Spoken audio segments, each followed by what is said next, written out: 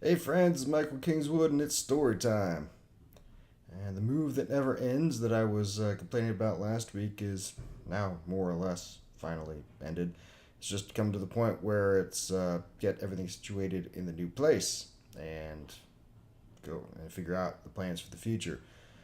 An open house for the old house just yesterday. This is Sunday as I'm recording this, and we'll see how it goes. Hopefully, it gets sold quick because right now I'm doing the mortgage and rent and a few other things, all that are rather not fun to combine.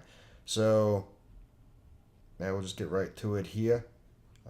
Picking up where we left off a couple weeks ago at the passing of the night. Last we left our intrepid crew. They had come across the weird spaceship out in space that would look like it had been damaged somehow.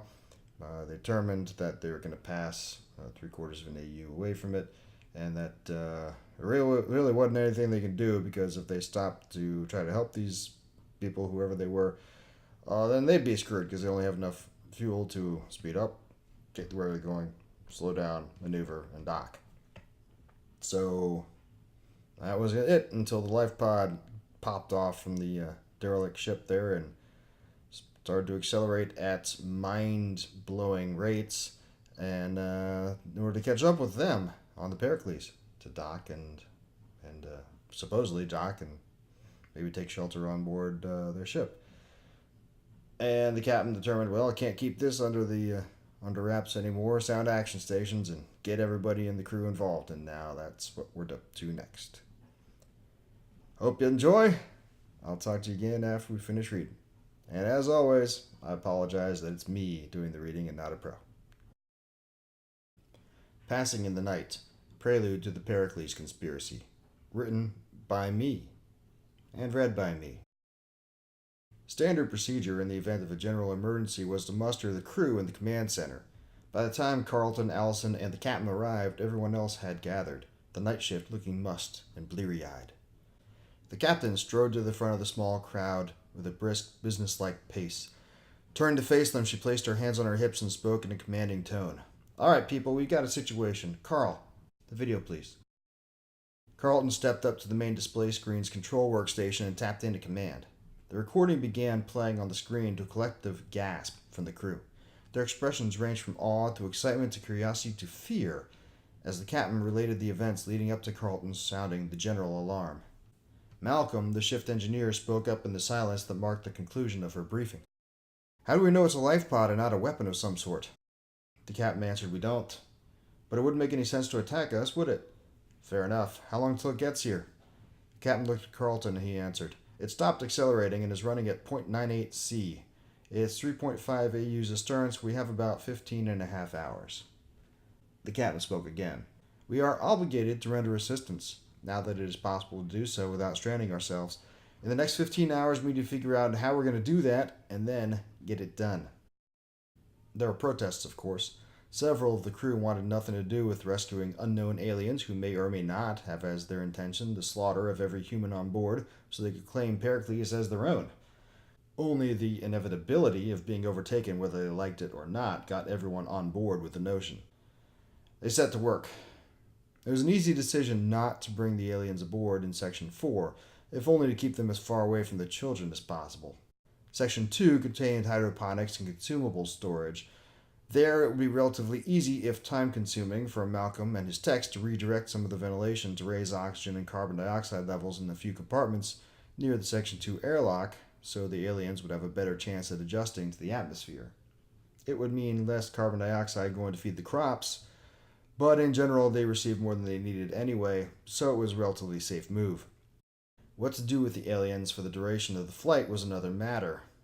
Allison was hard-pressed to give an opinion as to whether the cryosuspension units would be usable. They were designed to sustain humans, after all. With no idea as to the aliens' metabolism, there was no telling what the units would do to them. All the same, she was able to modify a few unused units to supply gases in closer proximity to the concentrations observed from the alien vessel. That just left figuring out how to ask them to be guinea pigs. With all due respect to his wife and the captain, Carlton wasn't about to place odds on their chances of accomplishing that. The final question was how to get the aliens aboard. Carlton and Sven, his night shift colleague, had that task. They brainstormed a few ideas but were unable to come up with a viable solution until Rachel, the teacher, reminded them of the mooring lights. Pericles, like every other starliner, had a number of movable, high-powered spotlights mounted in various places on the hull. Their purpose was to aid in mooring, but the crews also put them to good use for other tasks. They were ready-made to point the aliens where to go. Early in the planning process, the captain ruled out the airlocks in the crew's acceleration quarters or in the shuttle bay. Pericles had one short-range shuttle for commuting back and forth to space stations without full mooring facilities, stored in the same bay where the replacement nav beacons were housed. Getting the aliens from there to a suitable living area would be complex, and the crew would be in a less than optimal defensive posture should things turn hostile. So that left the rings. Both were equipped with 4 airlocks, one in each section. Ring A's faced forward, Ring B's aft. The logical choice was the airlock to Section 2, Ring A. Preparations took most of the time available, but the key players managed to sleep a few hours before the rendezvous. With a half hour to go, the welcoming committee met in the command center. The captain, of course, would take the lead. Sven had relieved Carlton as pilot on duty, so Carlton had the job as the captain's second. Allison would provide medical assistance if needed. Malcolm insisted on coming along, with Bryce, Stephanie, and James, one of the horticulturists, in case things got ugly. Carlton was surprised that the captain agreed to that, and even more surprised when she ordered the small arms locker open. All Starlanders had a small cache of weapons on board, nothing special, a couple dozen slug throwers and a few plasma rifles, just enough for basic defense. The odds of ever needing them were very small, but there were a number of circumstances that might require it. Carlton always viewed the weapons the same as a condom. Better to have one and not need it than to need one and not have it. All the same, except to conduct periodic inventories, he had never seen the small arms locker opened. Carlton gave the captain a wry grin as he strapped on his slug thrower. "Don't do anything provocative, right, Captain?" She sniffed. Nothing in the procedure about committing suicide. Pulling the straps of her own holster tight, she straightened and looked over the other members of the team. "Everybody ready?" They all nodded, doing their best to look calm. Bryce wasn't doing so well at acting, Carlton noted. He licked his lips and adjusted his grip on his plasma rifle every few seconds, and his eyes darted around. He bore watching. It took a few minutes to get to Section 2. Fortunately, each ring had an intra-ring transit system, a small rail car that allowed swift transport between the various sections.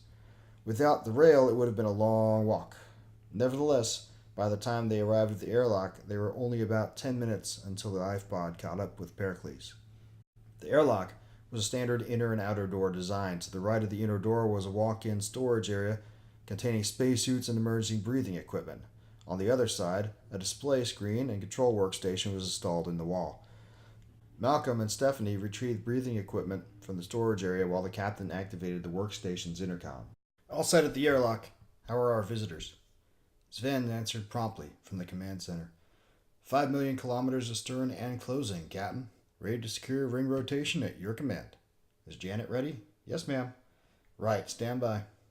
The captain turned away from the console. She took a moment to don a breathing mask and tank, but didn't seal the mask, instead letting it hang loose around her neck. Her poise impressed Carlton. He was about ready to jump out of his skin, anxious as he felt, but the captain was in total control. He guessed that's why she got the big bucks. "I'll order Janet to adjust atmospheres in this section after we're sure there's not going to be a problem. Be at the ready, but don't do anything to provoke them." With that, she turned back to the workstation and keyed the ship-wide intercom.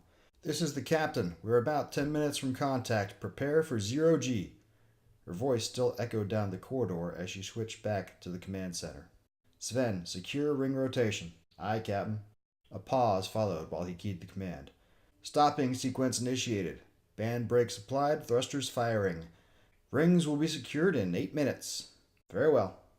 The captain tapped a few commands on the workstation. The display screen came to life in 2-pane format. The approaching Lifepod appeared in one pane, and a high-level ship status display appeared in the other. Already, the rings were beginning to slow perceptibly on the display. Carlton could feel a small force pushing him toward the far bulkhead as the rings slowed. The band brakes were huge. Carlton had seen one of them removed from the ship's hub during the last maintenance upkeep. Even though he knew intellectually how large it had to be to slow the millions of kilograms of mass contained in each ring, he was nonetheless stunned when he saw it for himself. But large and powerful as they were, the band brakes were nowhere near enough to stop the rings all by themselves in any reasonable period of time, just as the spinning motors were not powerful enough to get the rings moving by themselves. So the Starliners used thrusters, aligned to impart force in line with or opposed to the ring's direction of rotation to assist. Over the next several minutes, the deceleration force remained small but detectable. It wasn't enough to move an adult standing still, but if you were walking, you might find yourself turning without realizing it. Low mass objects and children tend to get pushed, though, so procedure required checking all inhabited compartments for stowage and strapping the children in before starting or stopping the rings. More noticeable, the centripetal acceleration from the ring's movement lowered, making everything feel lighter. Then, there was no weight at all. The most minuscule movement pushed Carlton off the floor, and once more he found himself floating in 0G. His favorite. Sven's voice piped up over the intercom. "Ring rotation secured, Captain. 0G in all compartments." "Very well, Sven. Proceed as briefed. Let me know if anything unexpected occurs." "Aye." Then there was nothing to do but wait. On the display screen, the range to the Lifepod ticked down quickly, and its bearing rate began to increase. It looked like the aliens would pass down Pericles' port side. As the range lowered to 10,000 kilometers, the Lifepod's forward velocity began lowering rapidly. Interestingly, the blue-purple glow still appeared from that one location, near the far side of the craft. Carlton had presumed that glow was a thruster of some sort before, but if that were the case, it wouldn't be slowing them down now, would it? That was puzzling. The captain shifted the other pane from ship status to one of the hull monitoring cameras. Mounted astern of the bridge facing aft and upward, it provided a good view of the now motionless rings and the Section 2 airlock, stopped at the 230 position. When the Lifepod closed to within 100 kilometers, as briefed earlier, Sven shut off Pericles' hull illumination lights. Only the collision avoidance strobes set at intervals around the rings, and the running lights at the bow and stern remained lit. In the hull monitoring camera, Pericles became a dim object, barely discernible from the interstellar darkness beyond. Then, when the Lifepod closed to 20 kilometers, Sven turned on 4 of the powerful spotlights. 2 illuminated the Lifepod itself, and 2 illuminated the Section 2 airlock outer door. On the display, the Lifepod image completely filled the aft-upper camera's field of view, so Captain shifted to a hull monitoring camera and tracked it in. Much harder to see without the larger magnification, it took a couple minutes to find the Lifepod as it stopped its relative motion amidships about 5 kilometers to port. There it stayed for what seemed an eternity. In reality, the eternity was just a few minutes. Carlton could imagine the conversation going on aboard the Lifepod. What do they intend? Should we go aboard, or take our chances in the void? "Foolish earthlings, don't they know we mean to kill them all and take their women?" Well, on second thought, the alien creatures would probably have no interest whatsoever in human women, but he couldn't rule out hostile intent in his mind, however dire the aliens' circumstance. He found himself reflexively fingering his slug thrower, and thinking maybe Bryce wasn't so out of line in his jumpiness. The Lifepod turned and began to close with Pericles. It quickly closed the kilometers from its holding position and took up position in front of the airlock. The captain shifted the camera view to one located not far from the airlock itself. From that angle, they could see the Lifepod rotate in space until one of the circular markings Carlton saw earlier faced the airlock door. The Lifepod began moving ever so slowly toward the airlock outer door, and everyone took a reflexive step backward. Except the captain. She remained at the workstation. As the Lifepod drew near, she entered a command, and Carlton could see, through the windows on the inner door, the outer door slide open. He swallowed, trying to loosen the lump in his throat. Glancing around, it looked as though his fellows were doing the same. A tube extended from the Lifepod. A docking device, no doubt, but it was like no device Carlton had ever seen, because the end of the tube, where the sealing surface was, morphed in shape as it approached the airlock until it exactly matched the mating surface on the outer airlock doorframe. Carlton's jaw dropped as the Lifepod made contact, and the contact lights on the airlock status display illuminated. How did they do that? He glanced at Malcolm and saw he wasn't the only one surprised by this. It wasn't often that Malcolm was impressed, but he wore an awed expression on his face. The captain pressed a button on the workstation and the display shifted to a camera inside the airlock. Carlton heard the hissing sound of rushing air, and the airlock interior pressure indication rose until it reached normal atmospheric, then held steady. 1 minute later, the pressure hadn't dropped. It was a good seal. Sven, positive seal on the airlock. Commence ring rotation. Sven sounded more than a little on edge when he responded. Aye, Captain. Spin sequence activated. Thrusters firing. Spinning motors online. Sven's voice came over the shipwide intercom, announcing the imminent return of G's. Then a moment later, ever so slowly, the ring began to move. The mating tunnel flexed a bit, but the seal held, and the Lifepod began moving with the ring. The welcoming committee spread out as the closest bulkhead moved up toward them. One by one, the team members struck it and pushed themselves down to the deck. Carlton always found this part amusing. Ever so often, a newbie wouldn't watch himself when rotation started and would end up getting tangled up with other people. This group was all seasoned, though, so the transition from 0G to steadily building centripetal acceleration was smooth. They rearranged themselves in a semicircle around the airlock inner door, with the captain a pace ahead of the others. For a few minutes, nothing happened. The gravity slowly built until they were about 2/3 of Earth normal. Then, on the display, Carlton saw the outer door on the Lifepod slide open. This was it. 4 figures emerged from the Lifepod, dressed in loose-fitting gray garments that were not dissimilar to those the humans wore. The aliens were bipedal, as Allison predicted, but they had short tails. They walked barefoot with a hunch, in quick, fluid steps. Their gait changed abruptly as they passed from the mating tunnel into the airlock. A step that in the tunnel had barely made their heads bob caused their entire bodies to lift a centimeter or two off the deck. Artificial gravity, Malcolm said, echoing Carlton's thoughts. How do they manage that without spinning, I wonder? The quartet paused in the airlock, and the humans got a better look at them on the display. They were smaller than an average human, but appeared powerfully built. They wore breathing masks, but their facial features were clearly visible. They looked almost feline, with peaked ears atop their heads and elongated snouts, but they were hairless. Their skin was a yellow-orange color with streaks of green, and it shimmered somewhat as they moved. It took Carlton a minute to figure out the reason. Their skin was scaled.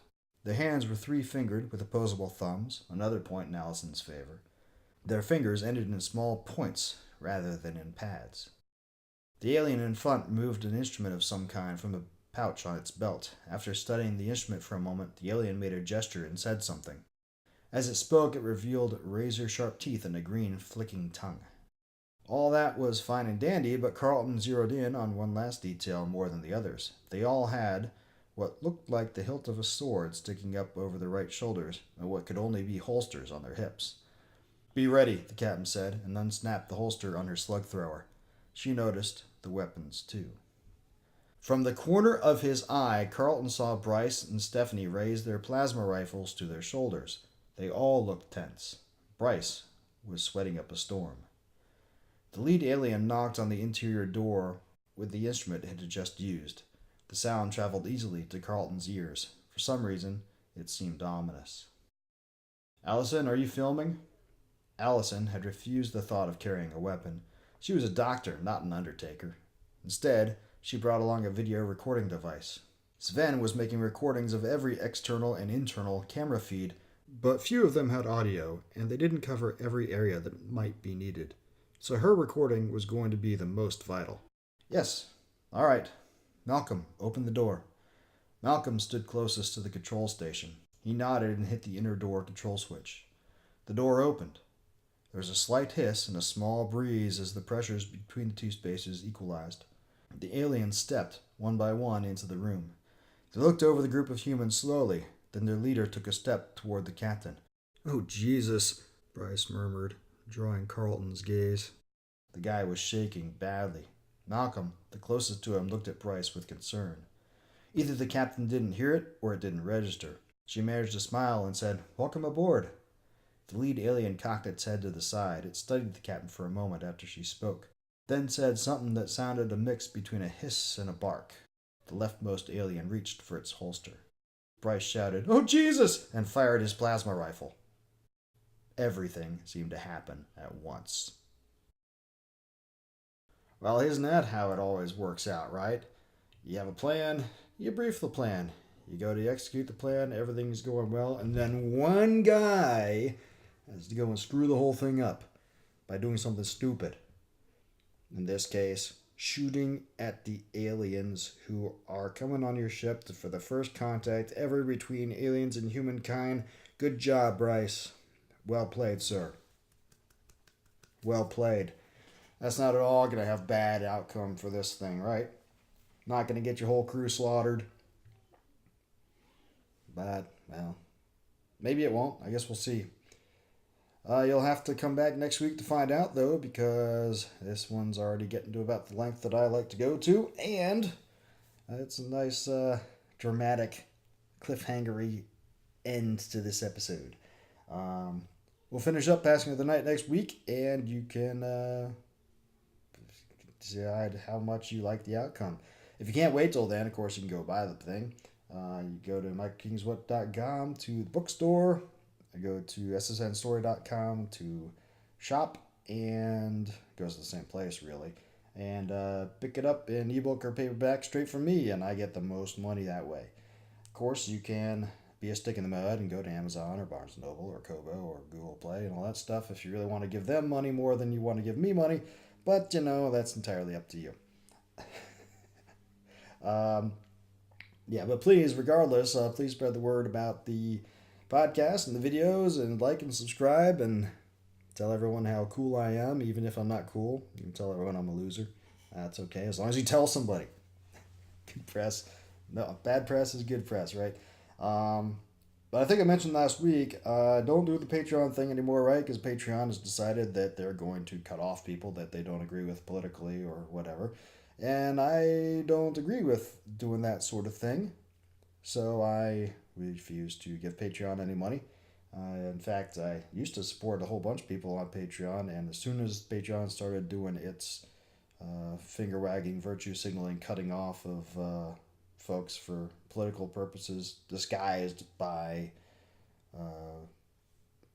supposed terms of use things, but of course that's never true. I said, nope. I sent a note to every person that I supported on Patreon and said, sorry, I'm out, and canceled Patreon. But I found recently, in recent months, how to do a Patreon-esque thing myself, thanks to a nice lady that I met at a business workshop a few months ago. And so I set up a membership thing on my website at MikeKingsWhat.com. It says supporting patronage on the main menu there. And you can go in there and do one-time or recurring membership thing where, hey, you just like the thing, give $1 a month. Hey, cool. If you like the podcast, just like listen to it and like giving a little support, that's great. If you want stories, extra stories, or just want access to everything I put out ever, there are different tiers for that, just like you would have on Patreon, except I control this. And I am not into political discrimination. I don't care what your political views are. As long as you like my stuff and you want to give me money, I'll take it. And I'm not here to silence anybody else or dictate any narrative. Because I think I've said in the past, I'm not doing this for any particular... Oh, I don't do causes. Right? No, really. I'm trying to think of any particular cause. Yeah, I've raised money for Leukemia and Lymphoma Society a bunch of times over the years with marathons and stuff and various other things. And, if you want to say that's a cause, fine. But in terms of these highfalutin, I'm going to change the world, plot. No, I don't do causes. I think there are people who do causes, for the most part, are full of it. And delusional, if nothing else.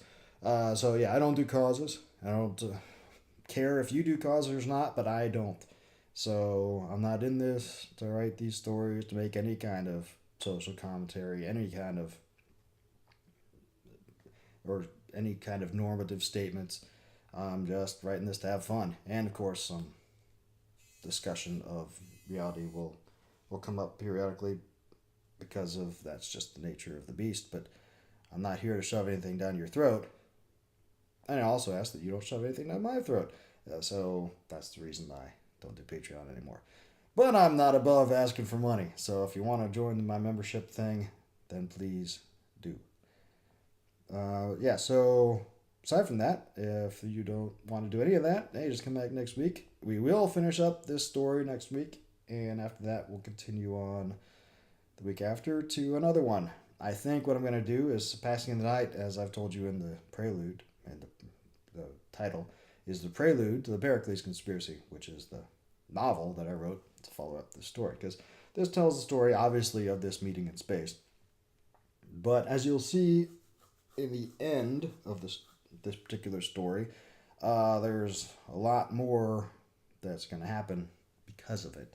And I wrote the novel, which is the longest story I've ever written, to follow up on that. And yeah, we'll get to it when we get to it. But I think we'll just go straight into it after we finish this up. Anyway, that's probably about enough for this one. Hope you enjoyed it. Like I said, spread the word, tell everybody you know, and just come back next week. Until then, don't do anything I wouldn't do. That's an order.